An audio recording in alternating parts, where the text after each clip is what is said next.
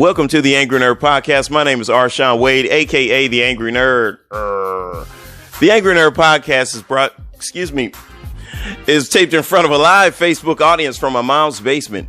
The Angry Nerd Podcast is brought to you by a few bad life choices and a couple of shattered dreams. The Angry Nerd Podcast is made possible by money that my wife gives me from my SSI check, a chick named Joni, and proceeds from listeners like you.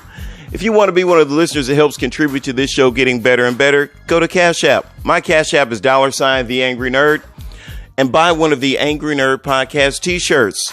Get it in black or white, Size is small through extra large. Inbox me your size, your address, $20 plus shipping will get yours out. Or you can visit Custom Tees by Arshawn. Maybe you have a small business. You want to take advantage of our small business bundle. And we have 12 t-shirts for $90, I think. I don't know how to check the price. I have to check the price list again. But I think that's the deal for the small business bundle. Anyways, now we gotten through the guilty plugs. Real quick, before we get into tonight's topic, has anybody seen the movie? What's the name of the movie? It just came out recently on Hulu. Nomadland. It's apparently it's like so revolutionary and eye-opening. It's won like 144 awards. It's been nominated for another 120 or so. And so I said, well, I definitely can't ignore something like that. Something that's been so critically acclaimed. I have to check it out. And so I watched it.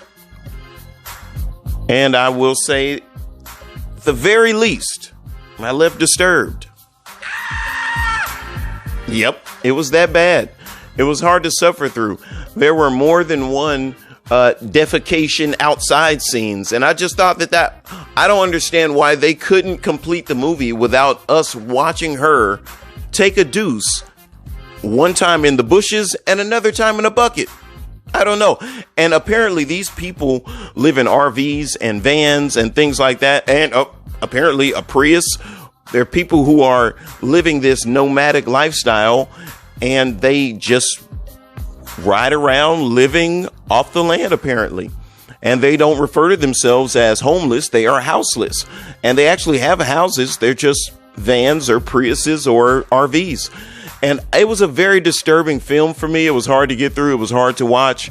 I couldn't understand why it was so critically acclaimed. I guess I get it. It did have a very artsy feel to it. It was abstract. I did really love the cinematography. I love whatever that formula that they shot it in. I really enjoyed that. I really enjoyed that first person view. Almost made it seem like it was home footage at some points. So I enjoyed that part of it. And I guess I get it a little, but I don't. Anyways, it was lost on me. But check it out. Nomadland. It's worth it. Just so you can be as thoroughly disturbed as I am. So check it out. And I'd appreciate it. Inbox me or email me at theangrynerdpodcast@gmail.com. Let me know what you guys think about it. So one of the things that I like to do is cruise the internet. I like to cruise the internet for topics, issues, joke ideas. I cruise the internet all the time. I mean, just to spur fresh thoughts. And I came across some information on selfishness that I thought was very eye-opening, because I don't think that most people are aware of what a truly selfish person looks like. And I don't think that they understand the psychology behind that person. And I think that's what I want to understand is the root cause of selfishness, because I recognize that selfishness can be detrimental to a lot of relationships, not only romantic relationships, but also business relationships, friendships. How many of us know that person who everybody's like, oh, no, don't call him. Oh, no, don't call her. You know, those exceptionally selfish people. Selfishness is a part of the human psychology. Self-preservation, wanting to eat, wanting to live, wanting to procreate. These are all selfish acts because it deals with the self. These are things that I want to do to push me forward, to propel me through life, to make me happy, to make sure that I live, to make sure that I have all my needs met. So we're going to jump into it. This information comes from misspsychobabble.blogspot.com. And I know that there's a handful of you who are wondering, what was this dude doing on misspsychobabble.blogspot.com? Mind your business. That's what. Anyways, but you guys know that I'm always in the sphere of, self-help and mental health and everything like that. And I've recognized that in the pursuit of being a better you, you can become inadvertently a worse you by becoming self-absorbed and selfish of the toxic variety. There's a certain selfishness that is healthy. But because that's another topic, that's not what we're talking about tonight. Let's stick with the root cause of selfishness. So let's check this out. It says most of us are characterized by tiny hints of selfishness. However, some people are more consumed by this trait. Let's define what selfish is. There are two main points according to the Merriam-Webster dictionary. A selfish person is concerned with his or her own advantage, pleasure, or well-being, period. Furthermore, he or she does not have any regard for others. And I think, and that's the distinction. Do you see that? The first part of that definition, everybody can kind of get behind. Let's check out the first part of that definition. You're concerned with your own advantage. Who's playing a game and doesn't want an advantage? Who's doing something at work and doesn't want an advantage? Who is not looking for their own pleasure or well-being? These are things that we can all get behind. It's after the period. Furthermore, he or she does not have any regard for others. That's where we have a problem. That's where things get dicey. Because in the mental health sphere, there's a saying that says, do no harm. And if you don't have regard for others, most likely you're going to do harm.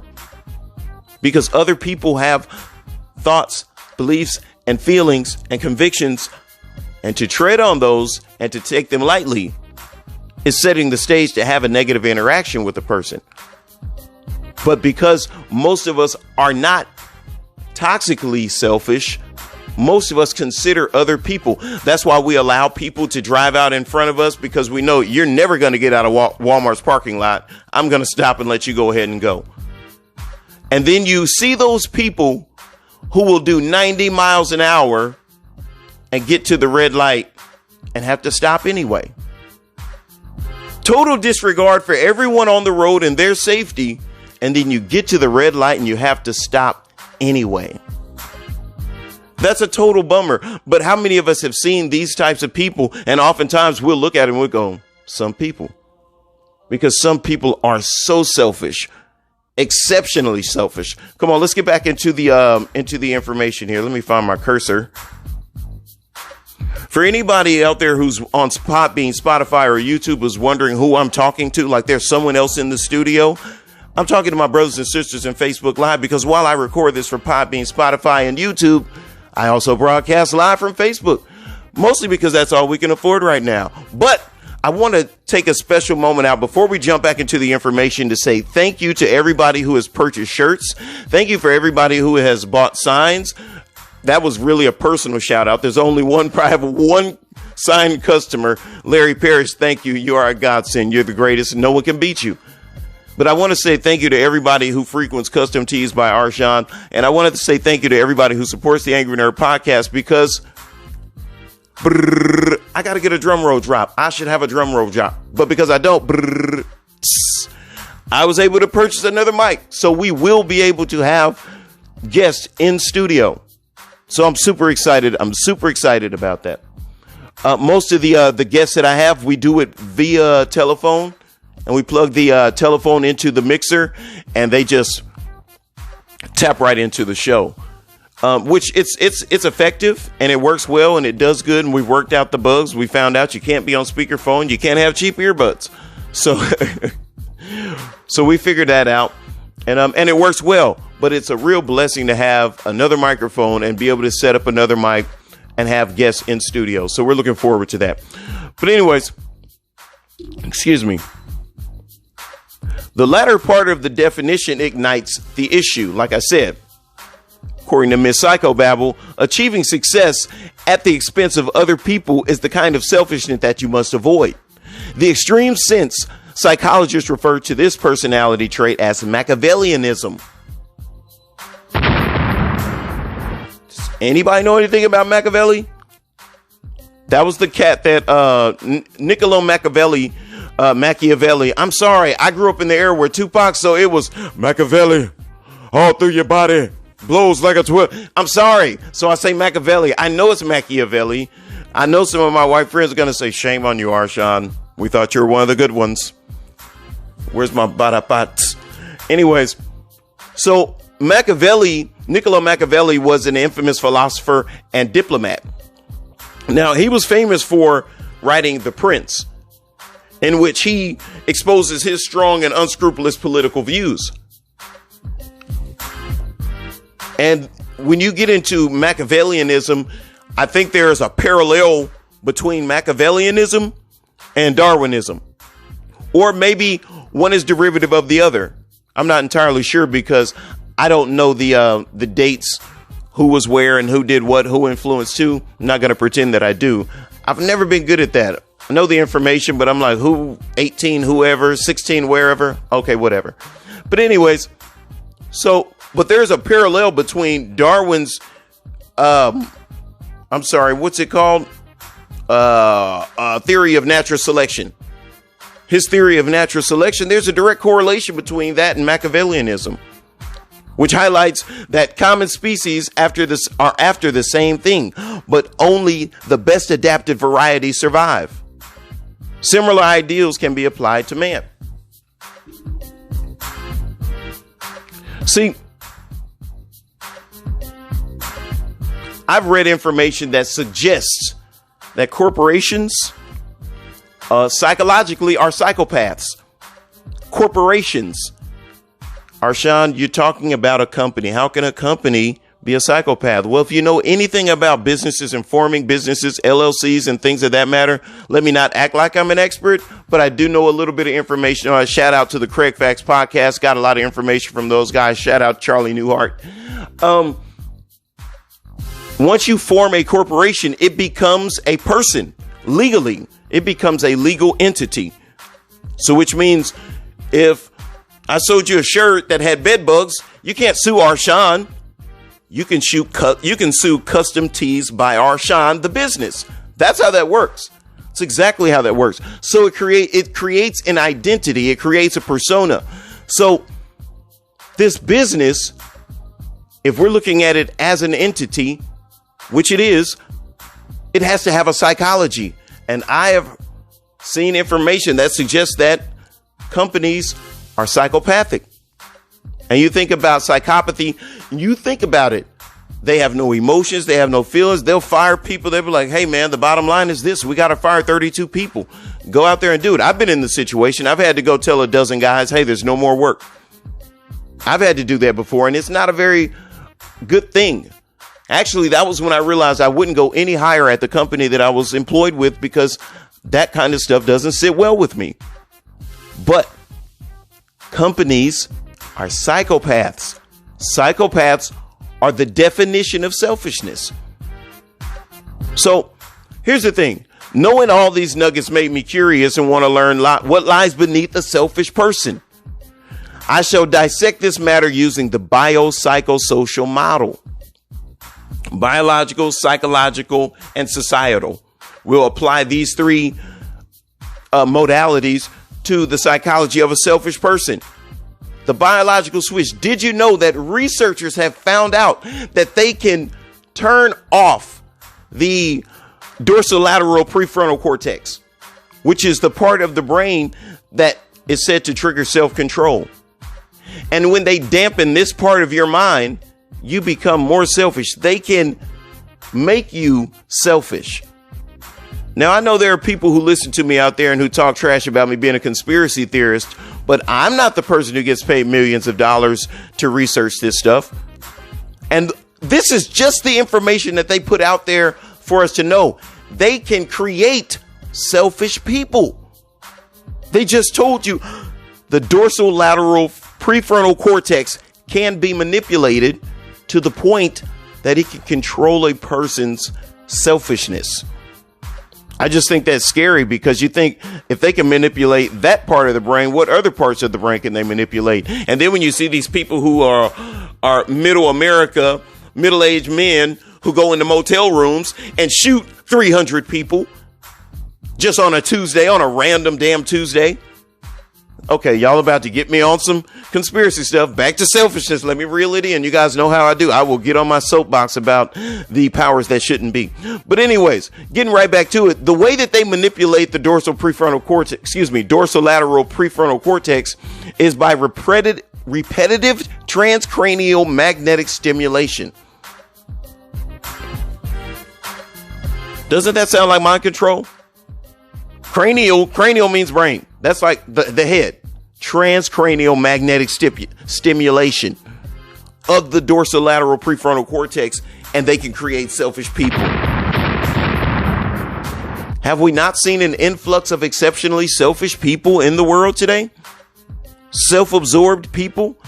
Is this not intentional? Transcranial magnetic stimulation. Could that be a cell phone? Could that be a tablet? Could that be a laptop? Hell, for all intents and purposes, could that be a fluorescent light? Let's break down that word again. Transcranial magnetic stimulation. A magnet emits waves. So they're letting you know that they can use magnetic waves to manipulate your thought process, to make you a more selfish person. Do you know what happens when you're a dad and you're leading a family and you're an exceptionally selfish person? There are some emotional needs that your children are going to miss. There are some emotional needs that your wife is going to miss. I have said for the past, I don't know, at least 15 or 20 years, there is an assault on the institution of family. There is an assault in this country on the institution of family. And there always has been. There always has been. Shout out to my boy Darius here. What's up, bro? Stopping by, showing love, man. I certainly do appreciate it, Darius, man. You're the greatest. No one can beat you. Still my G. We're going to get together pretty soon, man. Have some of those racy conversations. You see, I'm still at it, man, in a major way. And I know you're the one that's going to tell me, man, your ass is crazy. But it's all good. It makes sense. Go with me here. Let's get back into the information. So it seems like selfishness can be pinpointed in the brain. And not only that, more noteworthy than that, it can be controlled. So if they can use external forces to control the mentality of selfishness, then there are some things that I can do to try to staunch the actions of selfishness. Because if I'm armed with the information, now I'm aware that I have to be on guard against selfishness, because I know that this is something that's in my brain and it can be manipulated by external forces. Now let's look at the psychological needs, the unmet psychological needs. Humanistic psychology highlights that we all have goals and needs. Some people have tools to conquer life's hurdles, while others have to suffer the insecurity of unmet needs. One theory states that selfish individuals hoard their resources to themselves to increase the sense of control. If you've taken a Psychology 101 class in college or any of those pre-courses in high school, then you have heard about Abraham Maslow's hierarchy of needs. And it's for those of you who have not, it's the shape of a pyramid. And at each level on the pyramid, there is a need that is labeled. Your social needs, your physical needs as far as food, clothing, and shelter. I think those are referred to as biological needs. Then your need for self-improvement, your need for self-worth. And at the very top of the pyramid is the goal that we're supposed to all be striving to attain, which is self-actualization. Who the F am I? realizing self-realization and self-actualization are two different things. Self-realization is realizing who I am. Self-actualizing is being who I am. Hey, bro, y'all didn't even need to drop a bomb on that, man. I heard what I said. I know it was fire. I'm kidding. Back to the business. So, for instance, you had a friend called Jack. Jack grew up in an impoverished family along with his 9 siblings. He had constant urge to fight for his possessions. At various points in his life, he felt that everyone was taken away from him. He hit the jackpot at the age of 30. To gain a sense of control, he began to hide his wealth away from his family. Doing so helped him ease his inner conflicts. Now, personally, I don't know that would help me. I don't think that hiding my money and hiding my resources and lording over people and things like that, I just don't see that as a good way to be. But what I've learned and what I've figured out is that there are multiple ways of conducting that behavior because everyone doesn't have money. You know, how many times have we seen in the low income communities, we've seen a guy and a girl get into it and he'll be like, well, I'm going to take the spare tire off your car then. That's my spare tire. You know, I'm leaving. I'm taking the washer and dryer with me. You know, oh, you leaving? If you're leaving, give me that phone back. You know, hey, I need that shirt. I bought you that shirt. You ain't going to be wearing that shirt with no other girl. So we see the need for control and power with selfish people, the inherent need to control the situation, to control people. And it's a very horrible situation to be in. And later on, before we wrap things up, I'm going to give you some information on what to do if you're a selfish person, if you recognize that you possess some of these traits, or if you're dealing with somebody who's an exceptionally selfish person. I know oftentimes women are the first ones to jump on the train when you talk about selfishness, because oftentimes, because of our lack of information and our lack of ability to be in tune with with their emotions and their intellect and the things that make them tick, we appear to be selfish. But I will tell you, as a victim of it myself, in our brain, the way our brain works, there are certain things that we do to where we couldn't possibly be selfish to our minds. But anyways, so the final model to apply to selfishness was societal influence. A recent study used a modified version of the prisoner's dilemma, a test of people's willingness to set aside their personal interests to attain a greater good. After utilizing different strategies, the researchers found that being selfish was more beneficial than cooperating. The benefits may be short-lived, however. So, the prisoner's dilemma, for me, paints a very vivid picture of selfishness gone bad. Now, here's a brief synopsis of the prisoner's dilemma. The prisoner's dilemma is two guys get caught. Guy 1 and guy 2 get caught by the cops after allegedly committing a crime. They got guy 1 in an interrogation room and they have guy 2 in an interrogation room. Now, here's the thing. If neither one, these are the factors that they do not know. If neither one of them says anything, the most they can do is give both of them 1 year in jail. If one or the other of them says it was that guy, he'll get no time and the other guy will get 3 years. So the prisoner's dilemma is, do I keep my mouth shut and hope that he's in the other room keeping his mouth shut as well? See, now I have to bank on how well I know the person that I did this crime with. That's the entire premise of the prisoner's dilemma for me. That's the variable that a lot of people don't factor into the prisoner's dilemma. How well do I know the guy in the other room? There are some friends that I'm going to sit there with my mouth shut because I know 100% beyond the shadow of a doubt he's in there with his mouth shut. And then there are some friends that I have where I have no idea what's going on in that room. And there's absolutely no way for me to know what he's over there saying or not saying. And that's the prisoner's dilemma. If we cooperate, if we keep our mouth shut, the worst thing that can happen is a year. But most people typically will cooperate with their friend. Let's cooperate. Let's do this together. Nobody says anything. We get a year in jail. Well, oftentimes, and I think there is a correlation between selfishness and criminality as well. But oftentimes when you're dealing with criminal mentality, real criminals, people just doing a crime doesn't make you a criminal. The criminal mentality, the criminal psychology is a whole nother block of information. It does not make you a criminal just because you committed a crime. That's just not how it works. But this country has worked very difficult. They have worked very hard to make as many American citizens felons and criminals and ex-cons as they possibly can.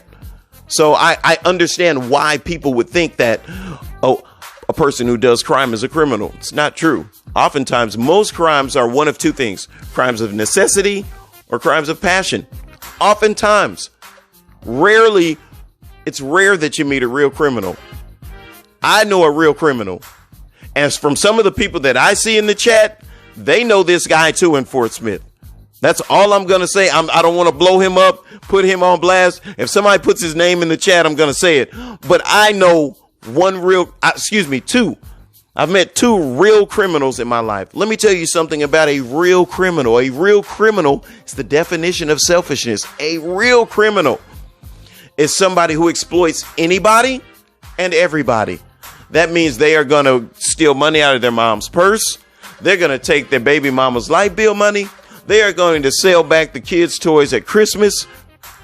They will rob their friends' kids. They don't give a damn. Real criminals. There's a lot of people in prison who aren't criminals. Let me say that. There's a lot of people in jail who are not criminals. But like I said, this country would like for you to think that way, though. The real criminal is a super selfish person. This is someone who is always going to look out for numero uno, no matter what. This is someone who will never work for the greater good of the collective. This is someone who he is constitutionally incapable, biologically, psychologically incapable of doing anything else than being a criminal. If he gets his life together one day, he'll open a church and he will hustle the Lord the same way he hustled the streets.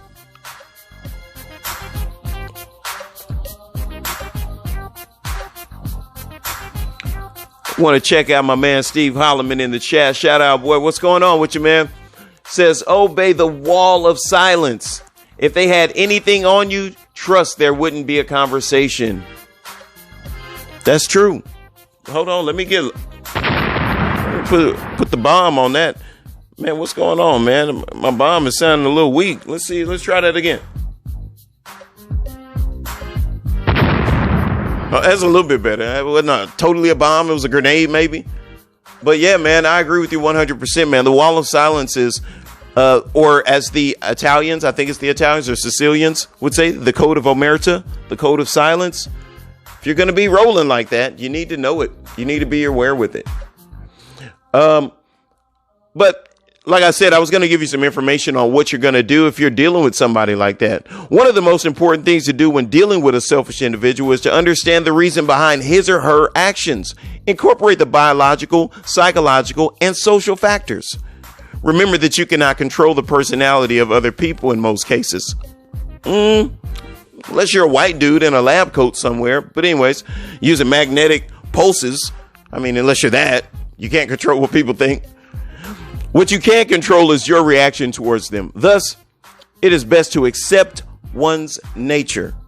I've heard people say things like, I can't trust so-and-so, but I can trust so-and-so to be so-and-so. I know who you are, and I know how I have to deal with you. So you don't have to write off your selfish friends. You just have to know how to deal with them. You have to recognize who they are. I have a friend of mine, and I remember one day we worked together, and we were having a, what do you call it? Potluck, get together, shindig. And I sat back and I looked and I said, I'm gonna call him Bob, because nobody's name is Bob. So nobody will get a hint of who I'm talking about. I said, one thing about Bob? Bob really and truly loves Bob. I have never met a person who loves himself as much as Bob does. Because if it comes down to the last slice of bread, you and Bob, well, Bob and that slice of bread are going to wish you the best. Hope you find your slice, the slice that's for you, the slice that God picked out in the cosmos for you. Because Bob isn't gonna ever put Bob's needs to the side for the next person. I don't think Bob would do this for a kid. What are you talking about in the chat? Not rob the kid. Yeah, there are people out here who rob kids.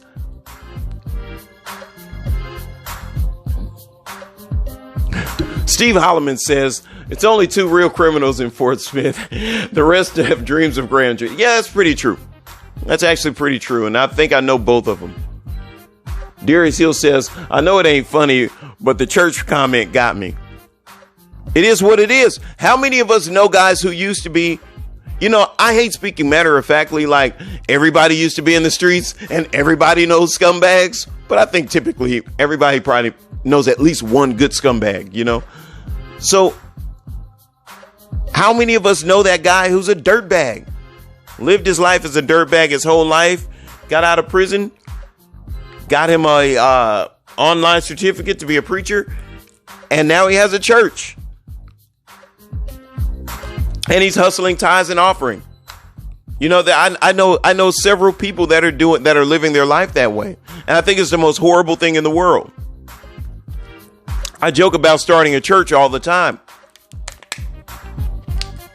My wife once asked me, why don't you? And I told her, I said, because I don't have the heart to lead people astray. It's the same reason why I stopped working with people on fitness. I stopped doing personal training. I stopped working with people that way because oftentimes the fitness industry is a scam. Oh, I did say I was going to come back to corporations and how corporations are psychopaths and how selfish corporations are. There are a few corporations that I have a serious problem with that I think are the most selfish entities on the face of the earth. These institutions are fitness, religion, and rehab.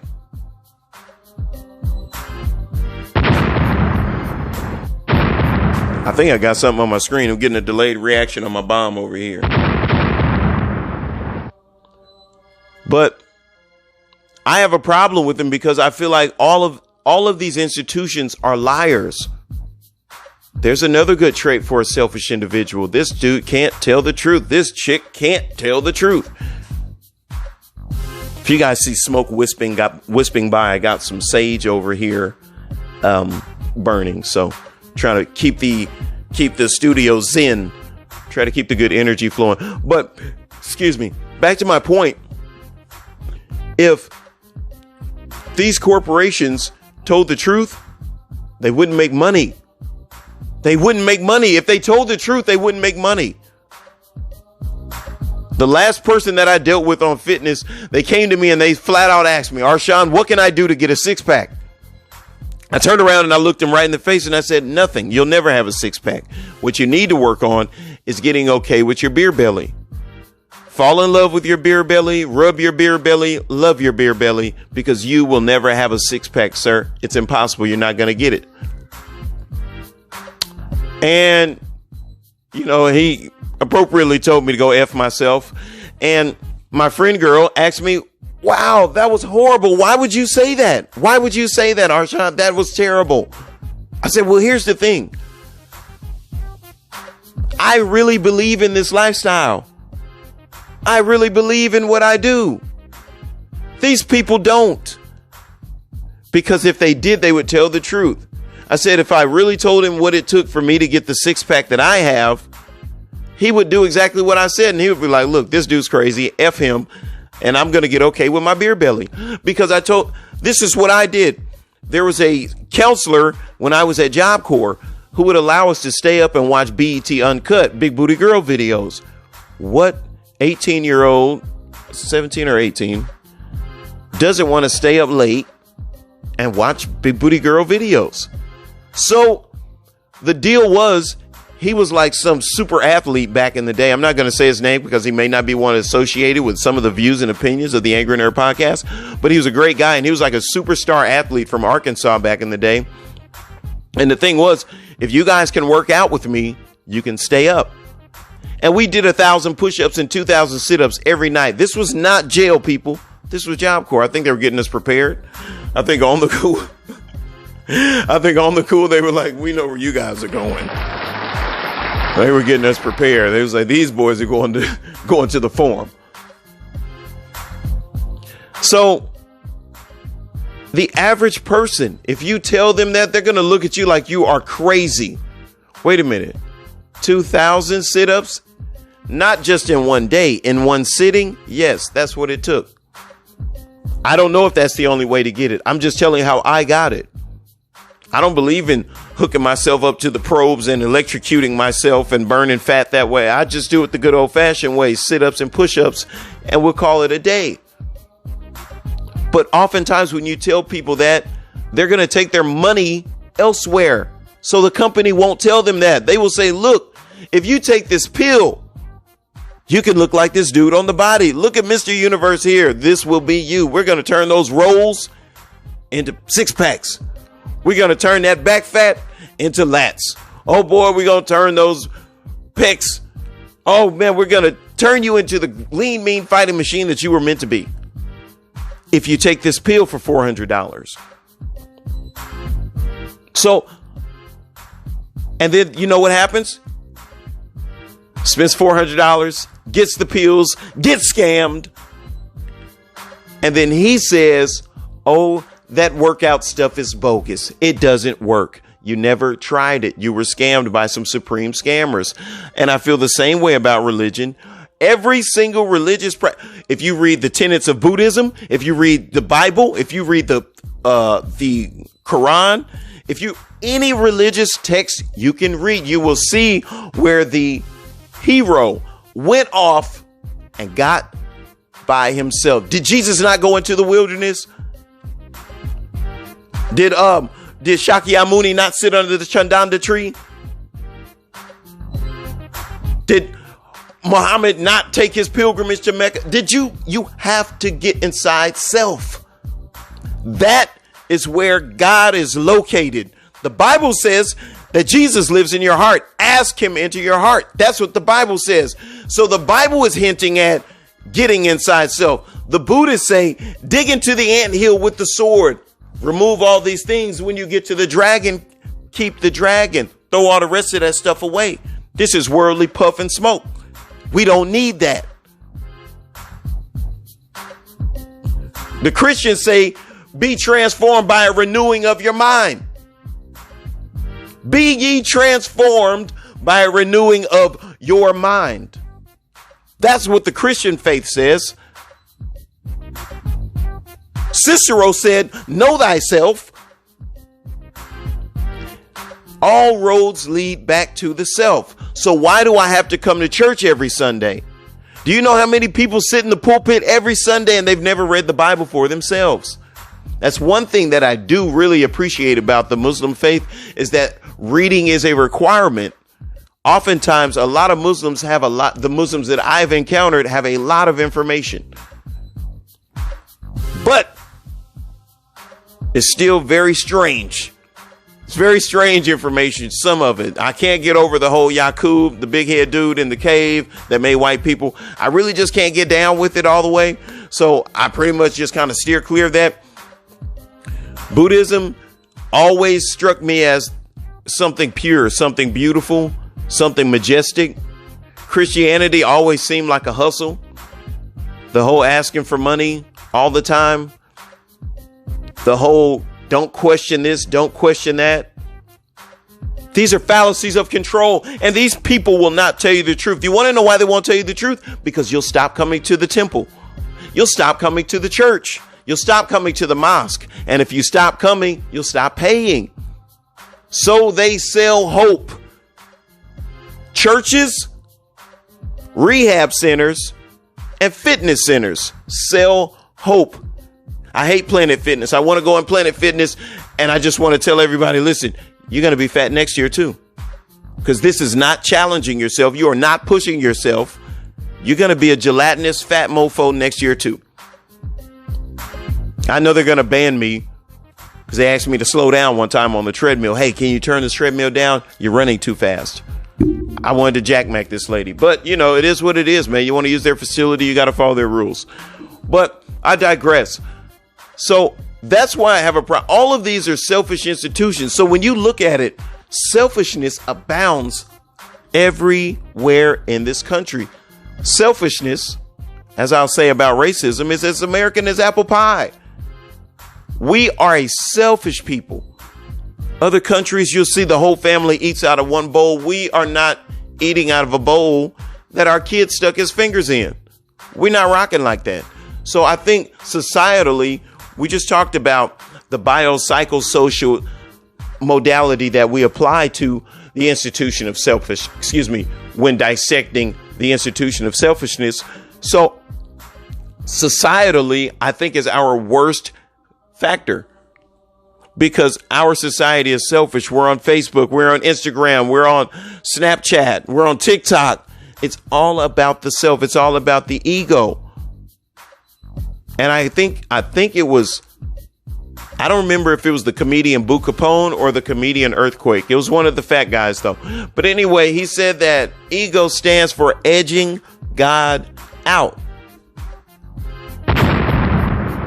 I thought that was great. Because the ego comes into play. The ego is the cause for the demise of many relationships. The ego is the cause for the demise of many business ventures. The ego is the cause for the demise of many friendships. And the ego is the crux of selfishness. Out for self, all about self. There's a certain level of healthy selfishness. Making sure that you eat in the morning. Making sure that you brush your teeth and wash your face. Making sure that you pay your bills. Making sure that you take care of yourself and keep a good life. That's okay. The problem comes when you're doing harm. That's why religion, fitness, and rehab I have such an issue with, because I believe these people do detrimental psychological harm to our communities. And I pretty much hate them. You talked about religion. You talked about fitness, but you haven't talked about rehabs. You know why I hate rehabs? Although I believe in rehab and I believe in the institution of sobriety. I believe in the 12 steps. I believe in all of that. But one thing that I learned that no rehab tells anybody, and I've been to several, and I have yet to hear one person tell any addict in recovery this: you're going to be fighting this fight for the rest of your life. Well, why in the hell am I going to give you $10,000 a month if I'm going to have to fight for the rest of my life? I'll tell you like this: if you continue to fight, eventually it will be worthwhile. There are benefits and there are rewards on the way for you, addict in recovery who gets your shit together. There are rewards and there are blessings waiting on you. But you are going to have to fight for them every single day of the rest of your life. And the rehab won't tell you that, because you're going to take your $10,000 to Passages Malibu and they're going to cure you of a disease that there's no cure for. Known to modern medicine anyways. We know that we can go through the scratch ass hills of Brazil or Venezuela or something like that, and there's an herb out there that we can take because the Most High God worked it out like that, to where the land is going to take care of us. But somehow or another, we like laboratories a little bit better than we like trees and bushes and shrubs. We like pills and elixirs and vaccines We like that stuff more than we like herbs and trees and berries and fruits. We like the man-made stuff a little bit better than what God put here. So I hope you guys got something out of this information tonight, man. If you're dealing with a selfish person, hey, man, just remember you can't change that individual, but you can trust that individual to be who they are. If you are a selfish ass person like myself, then you need to evaluate. I'm going to tell you, as somebody who has recently identified some selfish behavior, I know, like I was telling you ladies earlier, what I meant to say about men was we think differently. We think that we pay bills. We think that we buy clothes for the kids. We buy food for the house. We change the oil in the cars. You know, we don't complain too much when your friends come over. We feel like everything that you need is met. And because most of us are similar to cactus, we don't need a whole bunch. Most of us aren't very complicated and don't need a whole bunch. And we don't understand how complicated women are and what their needs are. We don't understand their psychology.